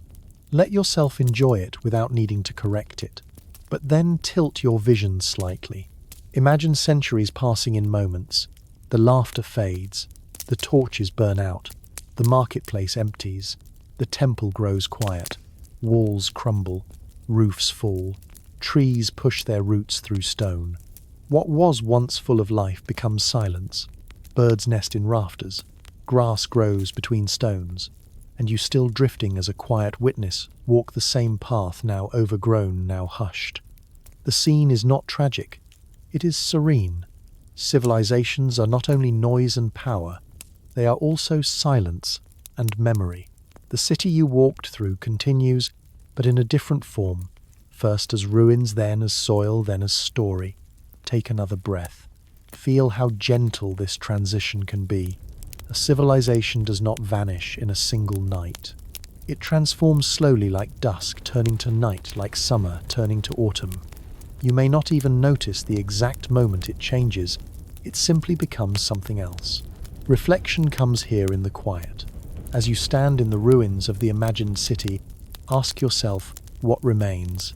The walls are broken, but the stones are still here. The people are gone, but their memory lingers. The laughter is silent, but the stars above remain shining as they did when children pointed at them centuries ago.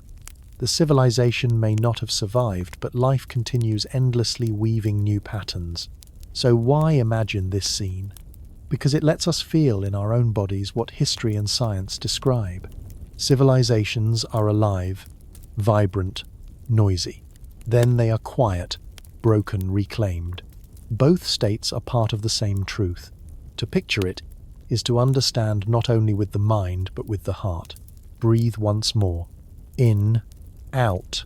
Hold the image of the marketplace, the temple, the quiet street, the roof under the stars. Let it linger as you drift toward rest. Civilizations do not survive, but their beauty is real. Their voices echo in ruins, their stories whisper in myths, their spirit lives in us even now. And as we move forward in this journey together, remember tonight's imagined city is not just theirs, it is ours. For one day our streets, our laughter, our temples, our songs will also become memory. And that too is part of the great gentle rhythm of time. Take a long, steady breath with me now. In and out. Let your body sink deeper into stillness, as though you were settling into the earth itself. Tonight, instead of numbers or ruins, we will hold on to images, metaphors that can carry us through the vastness of history. Sometimes a single image explains more than 1,000 facts. Sometimes a symbol is gentler, more patient, more true to the heart than any statistic. Civilizations as candles. We spoke once of candles. Let us return there. A candle, when lit, transforms wax into light. It glows brightly, warming, comforting, illuminating the room, but its flame consumes itself. The brighter it burns, the faster it fades. Civilizations are candles. They gather resources, build cities, create art, tell stories.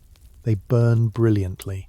Yet every bright flame shortens the life of the wax. Growth itself makes collapse inevitable. Pause. Imagine a row of candles on a table. Some burn tall, some flicker, some sputter. None burn forever. Yet together they light the darkness. The meaning is not in their permanence, but in their glow. Civilizations may not survive, but their light has warmed us, guided us, carried us forward. Civilizations as gardens now. Picture a garden. Fresh shoots push through soil blossoms, open fruits swell. A garden is tended, nourished, alive. But gardens require balance, rain, sun, soil. Too much, or too little, of anything, and the balance tips. Weeds creep in drought, shrivels, roots, frost blackens, leaves. Civilizations are gardens. They flourish when balanced, decline when the balance breaks. And yet even when one garden fades, seeds remain, carried by wind, by birds, by memory. They sprout elsewhere in new soil under new skies. Collapse is not the end, it is reseeding. Pause here. Imagine yourself in such a garden. The smell of earth, the sound of bees, the warmth of sun.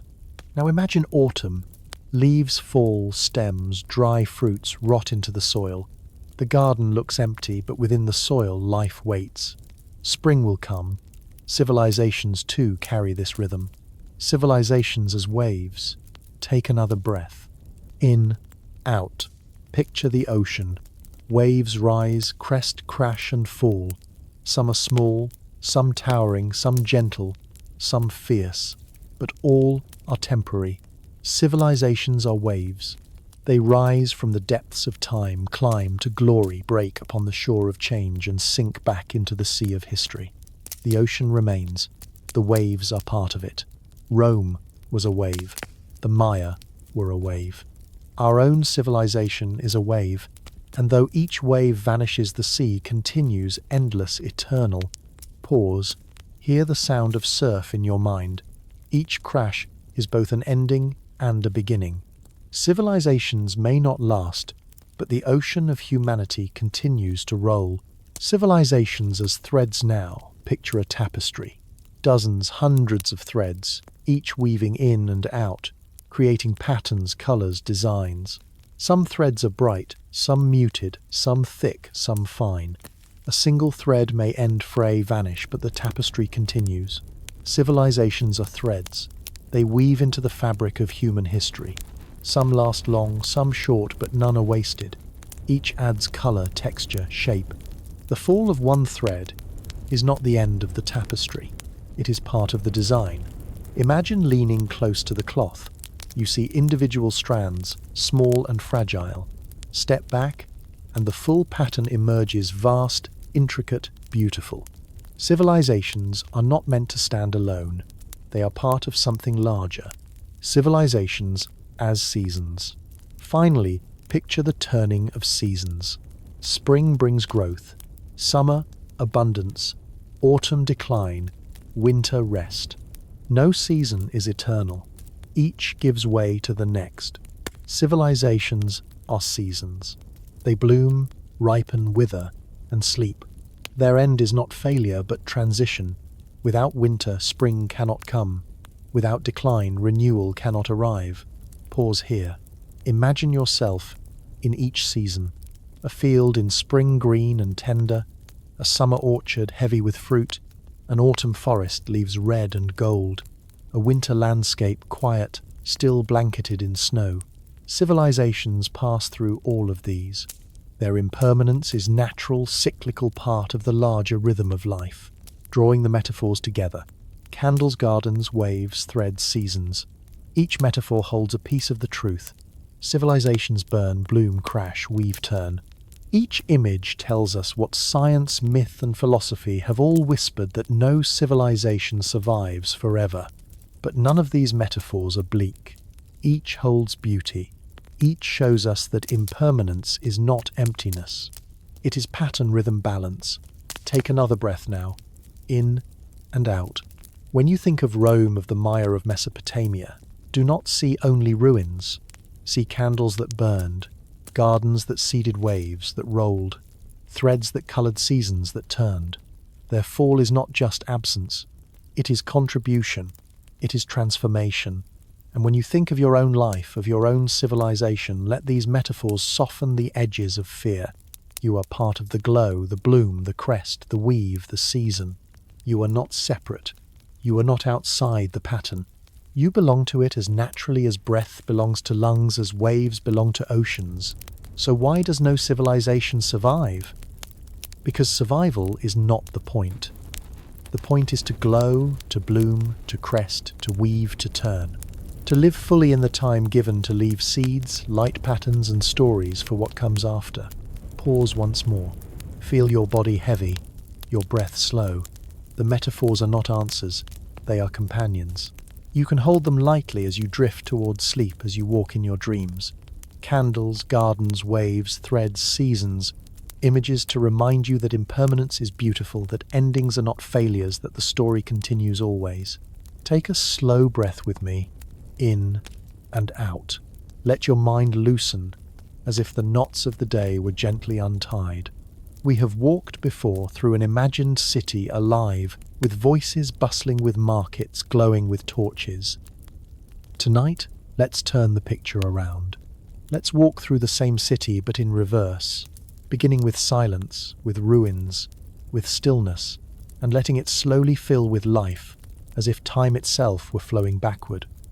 Imagine yourself standing among broken stones. The air is hushed. Vines coil over crumbled walls. Birds dart between hollow windows. You run your hand over a weathered column, its carvings almost erased.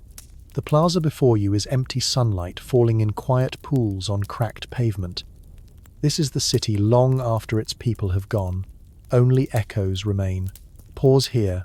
Notice the silence. Notice how it feels in your chest. Not frightening, but vast, like a pause in a piece of music. Breathe into that silence, in and out. Now, imagine time rewinding slowly, gently.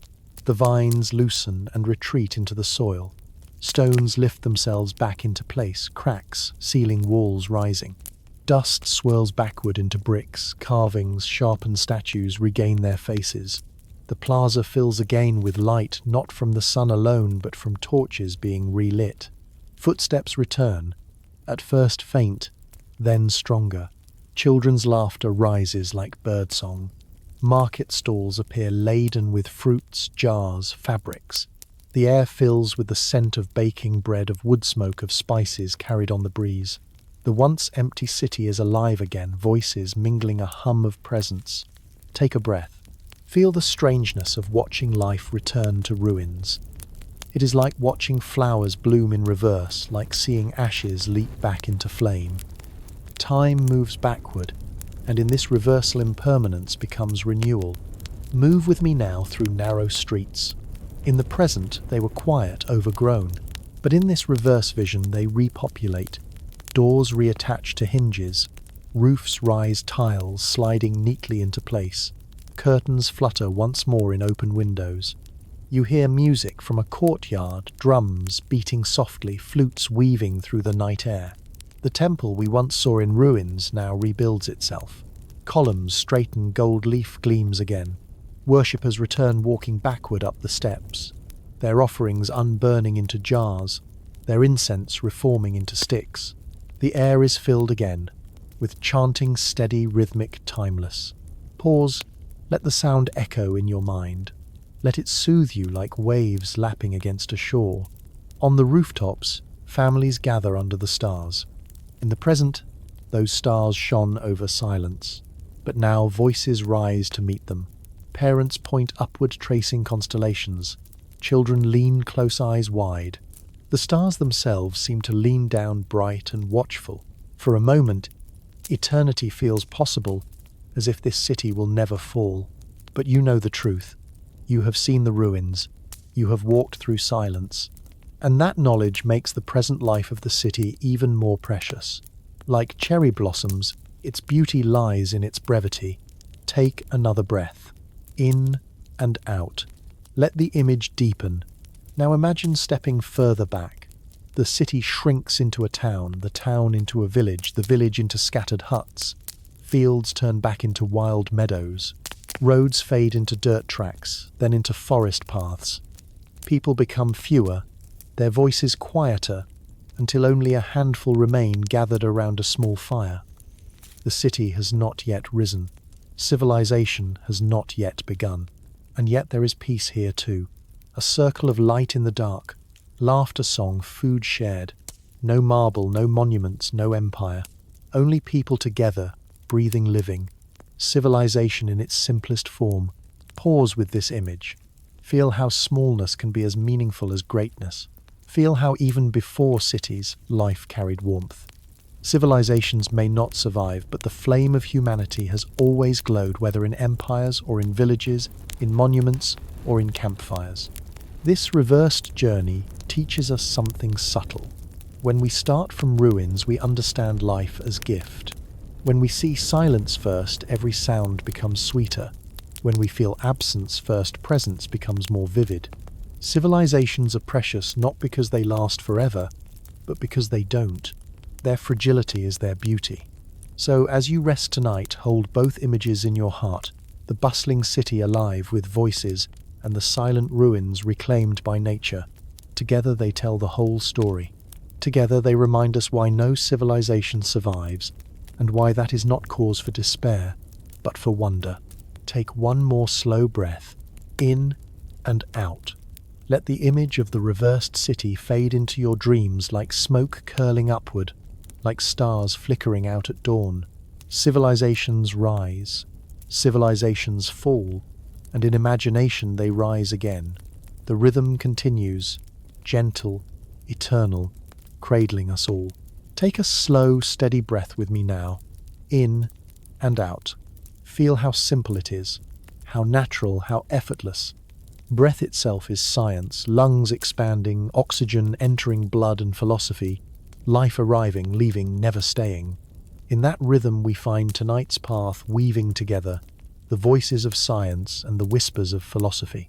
Facts tell us what happens. Questions ask us why it matters. Together they create a softer, fuller truth. Soil and fragility science tells us that civilizations depend on soil. Without fertile ground, no crops, no surplus, no cities. Mesopotamia thrived because rivers brought silt. Centuries later, that same irrigation salted the land, draining its strength. Fields withered, cities emptied. Philosophy asks if even the ground beneath us cannot be trusted forever. What should we trust? Perhaps not permanence, but resilience. Perhaps the meaning of civilization is not in resisting change, but in adapting, in flowing with it, in accepting that even the richest earth must one day rest. Water and renewal science shows us that drought has ended civilizations. The Maya, Angkor, even Rome, all strained under skies that withheld rain. Rivers shrank, crops failed, systems faltered. Philosophy whispers, water is life, but also lesson. It arrives, it departs. We cannot command it. We can only cherish it when it comes, endure when it leaves, and remember that all things flow. Civilizations may vanish, but water reminds us endings are part of the cycle, and after dryness, rain always returns. Complexity and collapse science explains that civilizations collapse when they grow too complex. Systems interlock trade law, roads, armies. Each piece depends on another. A single disruption spreads like cracks in glass. Rome's fall was not one blow, but thousands of tiny fractures. Philosophy wonders, does complexity make us fragile, or is fragility the price of greatness? Perhaps meaning lies not in how long a structure stands, but in how much life it held while standing. Like glass, civilizations are beautiful because they are breakable. Disease and humility science records that plagues have undone empires. The Black Death swept through Europe, reducing populations, shaking economies, shifting faith. Smallpox weakened civilizations in the Americas long before battles were fought. Philosophy reflects disease, is reminder that we are not separate from nature, not immune, not eternal, that even mighty empires bow to something invisible. Perhaps humility is the hidden gift of collapse to remind us that we are part of life, not masters of it. Climate and change. Science shows climate shaping history. The Little Ice Age chilled crops, sparking famines and unrest. Warm periods brought abundance. Cold or heat-shifted trade migration, war. Philosophy asks, if civilizations depend on climate, what does that make us? Temporary guests of the earth, living by its moods. And perhaps that is not frightening but grounding. To know we belong to the weather is to know we belong to the world. Memory and continuity science studies ruins, artifacts, DNA fragments of pottery.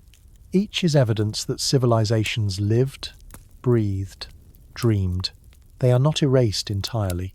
Philosophy replies, memory is survival. A song remembered is a life extended. A ruin visited is a city reborn, if only in the mind. Civilizations may fall, but memory weaves them into us. Perhaps immortality is not stone but story. Pause here, breathe again, in and out. Let the rhythm of science and philosophy merge, like two rivers joining. One gives data, one gives meaning. Together they carry us gently forward. Energy and desire science shows us that civilizations depend on energy, wood, coal, oil. When sources strain, systems crack.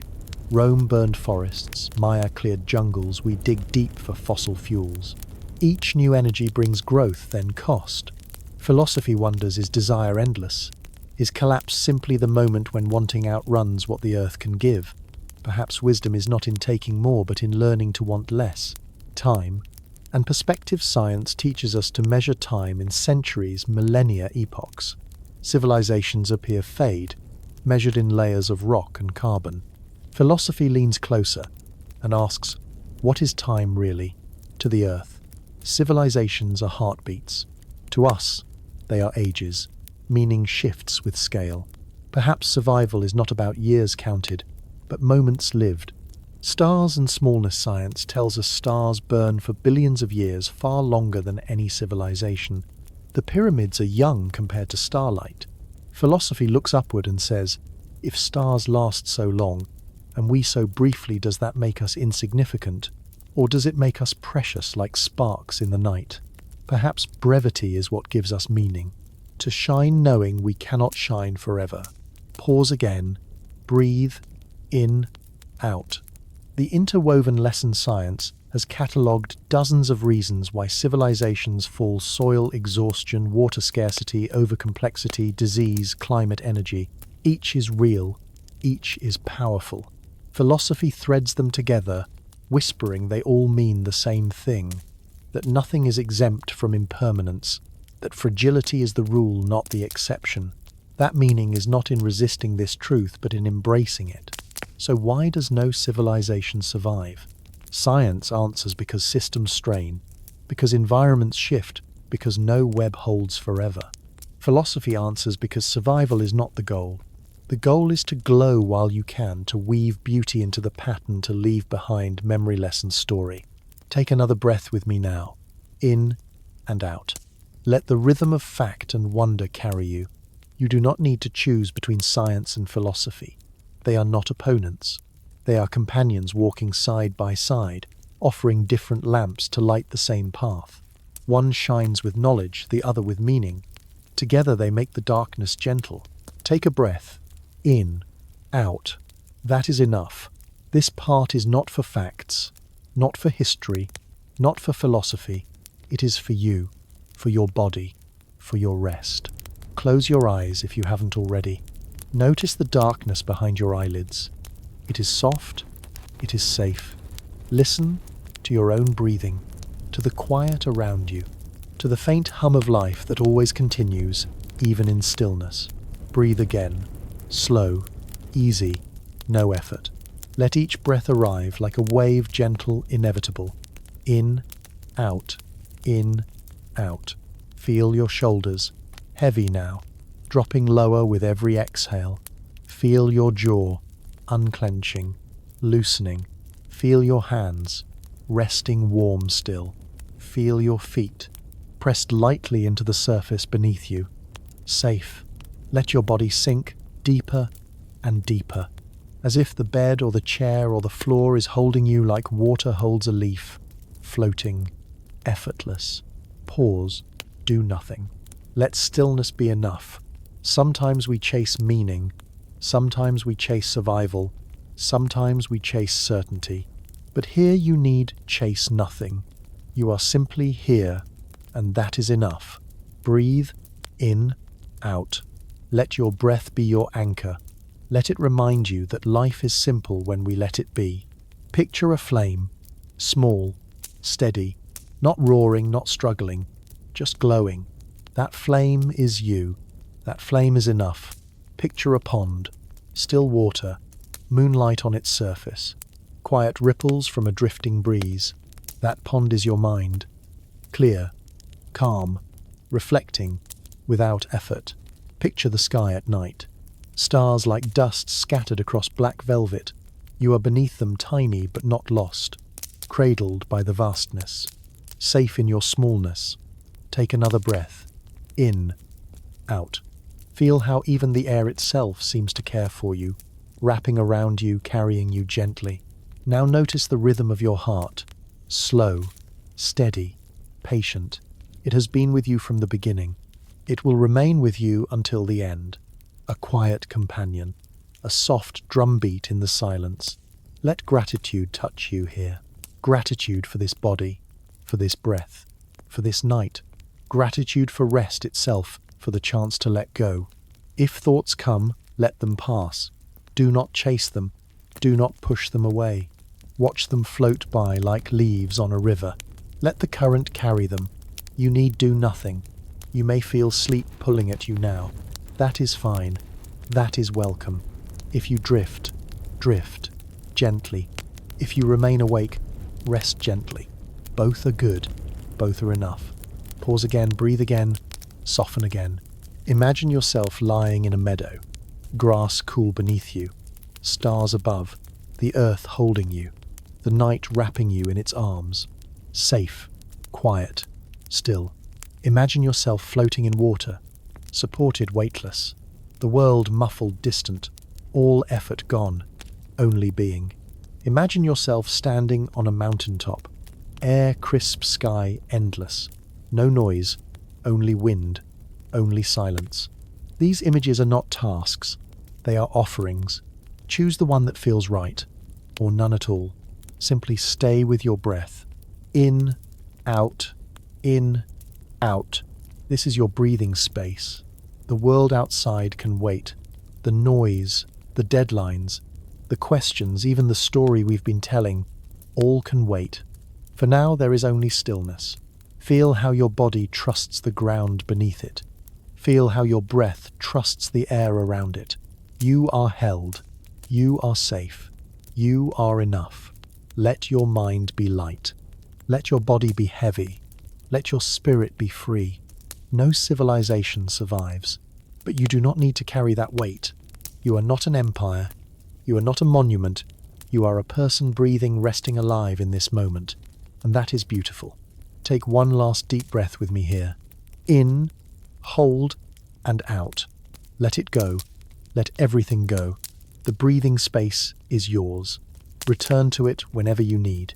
It will always be here, quiet, patient, waiting, just as the earth waits. Just as the night waits, take a long, steady breath with me.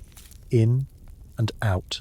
Feel how the air enters softly and leaves softly, just as stories enter and leave the world. We have travelled far through soil and stars, through myths and ruins, through questions of meaning and small moments of reflection. Now it is time to gather these threads, not to tie them into a knot of certainty, but to weave them into a gentle fabric that can wrap around us like a blanket in the night. The scientific thread science told us that civilizations rise when resources are abundant, when rivers flood, when soils are rich. It showed us how they fall through droughts, plagues, exhausted, land-tangled webs of complexity. The data was clear. Impermanence is natural. Systems strain, and then they break. Nothing stands forever. But science also told us something else, that collapse is never total. Seeds survive, people adapt, knowledge lingers, DNA continues. Civilizations may not endure as structures, but life endures as pattern. Rome fell, but its laws and languages remain. The Maya cities emptied, but the Maya people live still. The Indus Valley vanished, but its bricks whisper through archaeology. Science quietly is a voice of continuity as well as collapse. The mythic thread myth carried the same truth dressed in story. Atlantis sank. Babel scattered ages turned and ended. Myths showed us that people long ago already felt the rhythm of rise and fall. But myths also offered comfort. They told us collapse was not meaningless. It was punishment for pride, or renewal for the earth, or simply the turning of cosmic cycles. Myths turned endings into narratives, into lessons, into beauty. They gave us language for the unspeakable truth nothing lasts. The philosophical thread philosophy asked what it all meant. If civilizations vanish, should we despair, or should we rejoice in impermanence? From Buddhism came, the whisper to let go is to be free.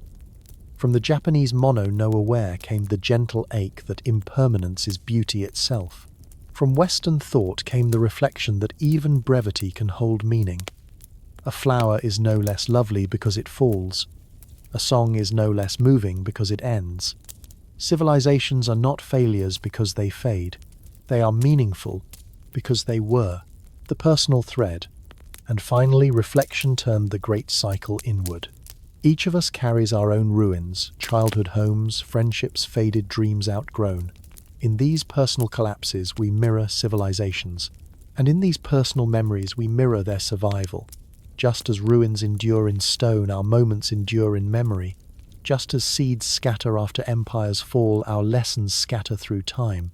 Civilization is not only out there, it is in us, in every breath, in every ending we have lived. Pause here, breathe again, in and out. Notice how the threads feel when they are gathered. Not separate, but woven. Science, myth, philosophy, memory. Together they tell one story.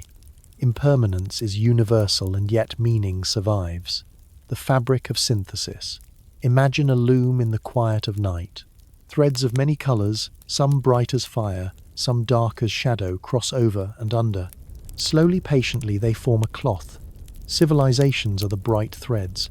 Their fall is the dark. Myths are the patterns. Philosophy is the texture. Science is the frame that holds it all together. The cloth itself is history, and here we are sitting with it in our lap, running our hand gently across its weave. When we step close, we see only one thread at a time, a ruin, a story, a fragment of pottery. But when we step back, we see the whole design complex, fragile, beautiful. This is the synthesis. Not to say collapse is bad or collapse is good, but to say collapse belongs. It belongs to the design, the comfort of patterns. Take another breath, in and out. It is tempting to see impermanence as loss, but tonight let us see it as pattern. Mountains rise and erode, stars ignite and fade, rivers carve valleys, then change course. Civilizations rise, flourish, fall and seed anew. You rise each morning, flourish in your day, rest each night and rise again. Collapse is not end. Collapse is rhythm. Philosophy and science agree here quietly. Meaning does not come from resisting the rhythm. It comes from noticing it, accepting it, living inside it with grace, bringing it home. So what does this mean for you, lying here now listening? It means that your life too is part of the weave. Your breath is a thread. Your memories are patterns. Your kindnesses are colors in the cloth. You do not need to last forever to matter. You do not need your civilization to last forever to be meaningful. The meaning is already here in this breath, in this night, in this gentle listening. Close your eyes if you haven't already.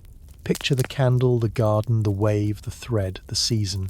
All the metaphors we have carried with us. Each one is true. Each one belongs. Together they soften the truth of impermanence into something tender, almost sweet. No civilization survives, but every civilization contributes. Every ruin is a memory. Every ending is a seed. Every silence is also song. Take one more breath, in and out. Let the synthesis cradle you. Let the threads hold you. Let the pattern soothe you. You are part of it, not separate. You belong to the rhythm, and the rhythm belongs to you. Take a long, slow breath with me, in and out. Notice how different the air feels now compared to when we first began. Softer, calmer, almost as if the world itself has grown quieter around you. That is the nature of reaching the threshold, the place where one journey nears its end and another is about to begin. We have walked through ruins and myths. We have listened to science and philosophy. We have stood in gardens by oceans under stars, and now we stand together at a gentle doorway. The story does not end here, but it begins to soften like twilight shading into night. Pause for a moment. Feel how your body is heavier now. The muscles in your shoulders loose, your breath slower, your eyes perhaps heavy. You are crossing your own threshold from wakefulness toward rest. Civilization itself has thresholds like this. The point where noise quiets, where crowds thin, where streets empty and silence begins to rise. Imagine with me a city at dusk. Once its streets were full, merchants shouting, children running, soldiers marching. Now shadows stretch long, lamps flicker on. The crowd grows thin. A shopkeeper pulls down his stall. A family closes their door. The city has not ended. It has simply reached its threshold, the soft space between bustle and stillness. Civilizations too cross thresholds. Rome before its fall was not a single day of collapse, but a long twilight.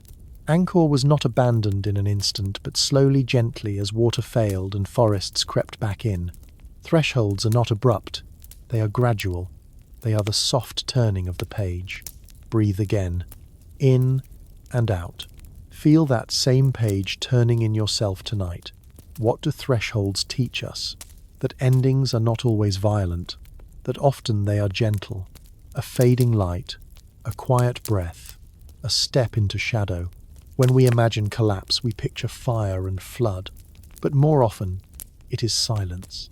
Empty streets, abandoned rooms, grass pushing through cracks. Endings arrive quietly, like sleep.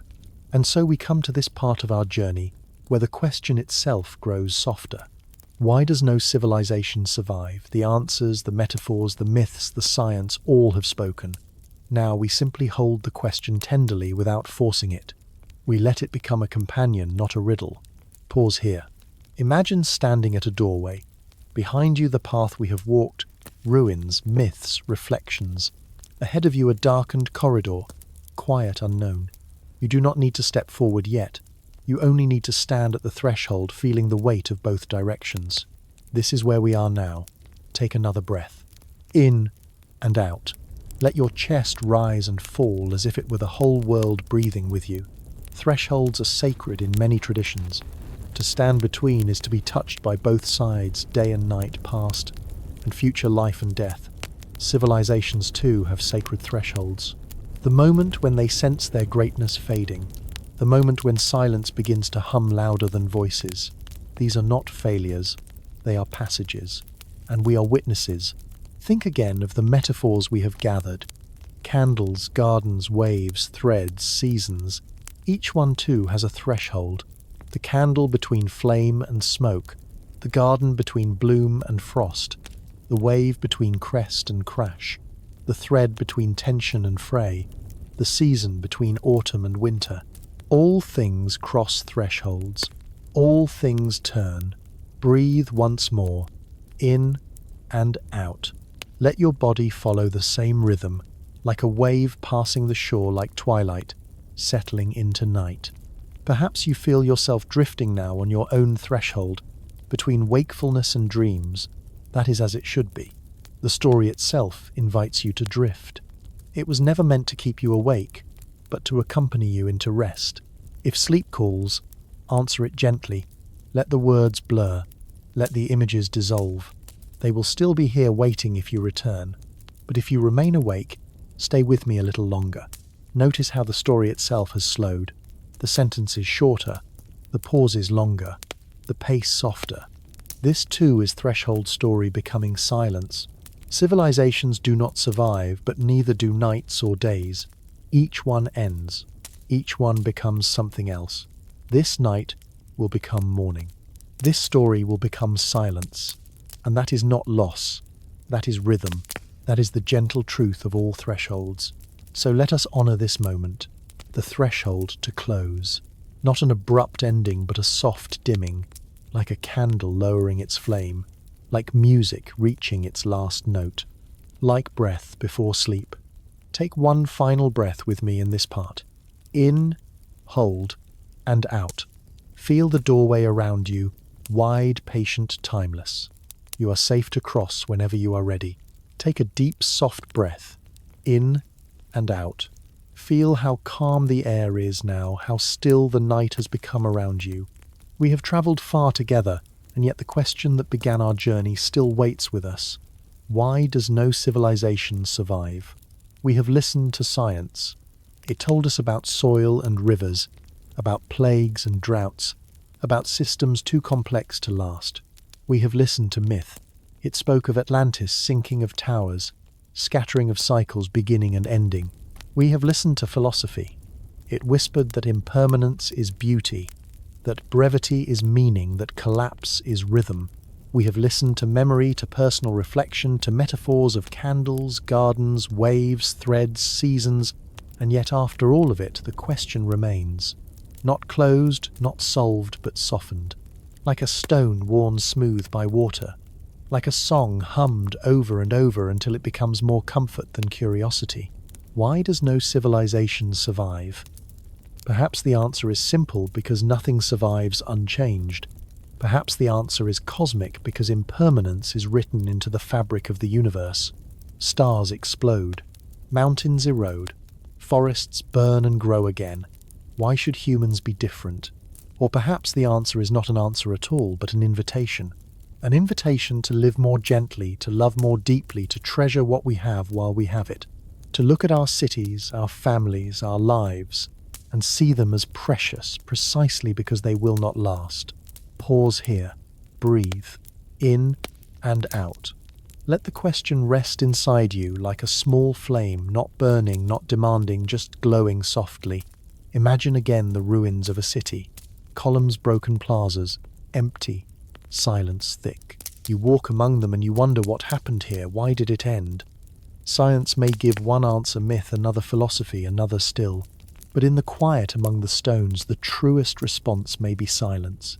Not because there is nothing to say, but because the question itself is larger than words.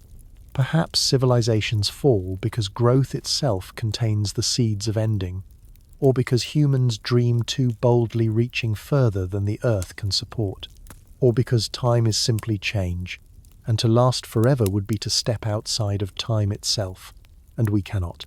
But notice each possibility is only part of the picture. None is final, none is complete, and that is the point. This question was never meant to be answered like a riddle. It was meant to be carried like a companion, to be asked again and again, through centuries, through ruins, through quiet nights like this. So let us leave it open. Let us honor it by not closing it. To ask why no civilization survives is to ask what it means to live at all. And that question is too wide, too deep, too tender for a single conclusion. Breathe again, in and out. Think of your own life as a miniature civilization. It rises when you are born, flourishes as you grow, faces challenges, and one day it too will decline. But does that mean it is meaningless number? It means it is human. It means it is part of the same rhythm that governs empires and stars. Your life, your breath, your story, all are part of the question. So, as we close tonight, we do not give an answer. We give only a promise that the question will remain. It will wait for you tomorrow, or in years to come, or when you stand among ruins, or when you sit quietly with your own memories. It will whisper, "Why does no civilization survive?" And you will smile, perhaps, and let it stay unanswered, as we do now. Take another breath, in and out. The night is long but gentle. The story is vast but soft. You are safe, you are alive, you are part of the rhythm. Civilizations may fall, but wonder remains. Civilizations may fade, but meaning endures. Civilizations may not survive, but questions somehow do. Let this question be your companion as you drift now towards sleep, towards silence, toward dreams, not heavy, not sharp, gentle, like a lullaby of thought, like the hush of waves, like breath itself. And when you wake again, the world will still be here, fragile, impermanent, beautiful, waiting for you to walk within it, to wonder again, to live your small, brief, precious civilization of one. Take a soft, unhurried breath with me, in and out. Feel how the night has grown, even gentler how your body has grown heavier, how your thoughts move slower now, like clouds drifting across a quiet sky. We are nearing the close of this long wandering together.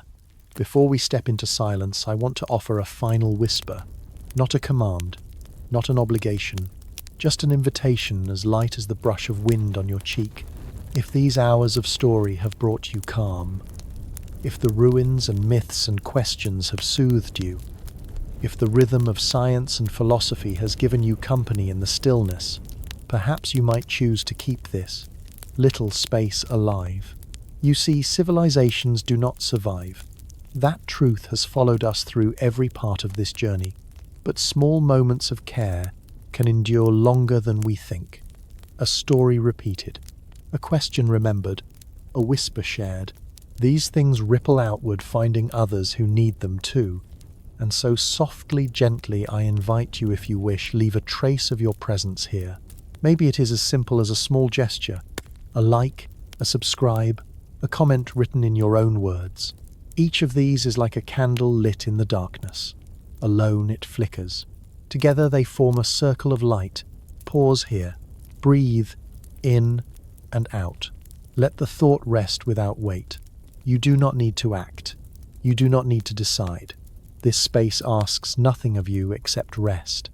But if you feel called even faintly, your gesture would help carry this quiet flame forward to others who wander sleepless, to others who search for gentle questions in the night. Imagine, if you will, listeners scattered across the world. Someone in a high-rise apartment, lights dimmed. Someone in a quiet farmhouse wrapped in blankets. Someone on a long train ride, earbuds soft in their ears.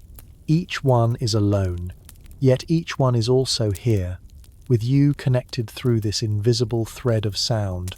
When you leave your mark, when you subscribe, when you comment, you are adding your voice to that invisible community. You are saying, I was here too. I walked this path. I listened. Take another breath. In and out. But remember, this invitation is not a demand. Civilizations fall when demands grow heavy. Here we carry nothing heavy, only lightness, only choice, only possibility. If all you do is listen and then fall asleep, that is enough. More than enough. Think of it this way, each listener is a seed. Some seeds fall on stone, some on soil, some sprout, some sleep, some wait for rain. You may be the seed that quietly sprouts tomorrow or next week or never at all. But your presence here is already part of the garden, already part of the weave, already enough. So if your heart feels open, let it. Share a thought, press a button, whisper your presence into the world. And if not, let the thought drift away like a feather light unburdened. Either way, you belong here. Pause once more. Breathe. In and out. Civilizations may not survive, but communities of care can linger longer than stone. They are built not of monuments, but of small kindnesses, of words shared, of gestures offered, of voices heard. This right now is such a community.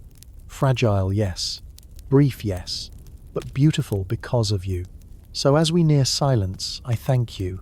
Thank you for walking this path with me through myths and ruins, through gardens and oceans, through questions without answers. Thank you for lending your breath to this story. Thank you for being here. If you choose to leave a sign of your presence through a like, through a subscription, through a comment, I welcome it warmly. If you choose to leave nothing but your listening, I welcome that too. All choices are enough. Take one last deep breath here, in this part. In, hold, and out. Feel the gratitude that lingers in the air. Quiet, but real. You are part of this story now. You have carried it, and it has carried you. That is all we could ever ask. Take a final slow breath with me. In and out. Notice how the story itself has grown quiet now, like a fire that has burned down to soft embers. We have walked together through the question of why no civilization survives. We have traced it through science, myth, philosophy, memory, and now here at the very end we stand in stillness. But endings are never only endings, they are also beginnings. Just as civilizations fade and make room for others, so too does one story open into the next. Tonight, before we drift fully into silence, let us leave the door slightly ajar. Let us whisper a question that will guide us onward softly into another journey. Imagine yourself once more standing among ruins, broken stones, quiet plazas, grass weaving through cracks. The air is calm, the sky wide. You know this city was once alive, though now it is still. As you stand there, you begin to wonder not about the people who were here, not about the collapse that came, but about what came before. What was this place before walls were raised? What was this land before humans walked it? What was Earth like before civilization ever stirred? Pause here. Let the question settle. Feel how it opens new horizons, stretching beyond empires, beyond stories, beyond memory itself. If civilizations cannot survive, what of the world that existed long before them? Take another breath. In and out. Our next journey may lead us there to the time before time, or at least before our kind of time, to landscapes untouched by cities, to skies without smoke, to oceans alive with creatures no human eye has seen. Perhaps we will walk again through deep time, tracing the earth not as cradle of civilization, but as living being long before humans. Or perhaps the next question is even stranger. If civilizations fall, what might rise in their place? Could the earth itself be alive, conscious, watching us? Could there be civilizations beneath our feet, hidden underground, waiting, enduring? Could we ourselves be only one chapter in a story, far older and far wider than we imagine? Breathe again. In, out. Feel the curiosity stir, not like a shout, but like a whisper. This is not urgency. This is invitation. Civilizations fade. That we know. But the Earth continues vast and patient. And so the next question beckons, what was Earth like before us? What might it still hold beyond us? Picture yourself standing at the edge of an ancient forest. Trees rise like pillars older than any empire. The air is heavy with moss and rain. No voices, no roads, no temples, only life wild and unmeasured. This too was civilization once, though not of humans. And this too is part of the story we will tell. Pause once more. Take a breath. In and out. As we close this chapter, let the thought rest gently in you that tonight's question does not end. It simply changes shape, from why no civilization survives to what came before civilization at all, from endings to beginnings, from ruins to origins. So if you choose to walk further with me on another night in another story, we will open this new door together. Slowly, calmly, patiently, we will drift back, until civilization disappears and only Earth remains vast and wild, alive with secrets. And when that time comes, I will be here again waiting with the same soft voice, the same slow rhythm, the same invitation to wonder. For now, though, it is enough to rest, enough to breathe, enough to let sleep take you carrying tonight's question like a feather in your dreams. One last breath, in and out. Good night. Until next time.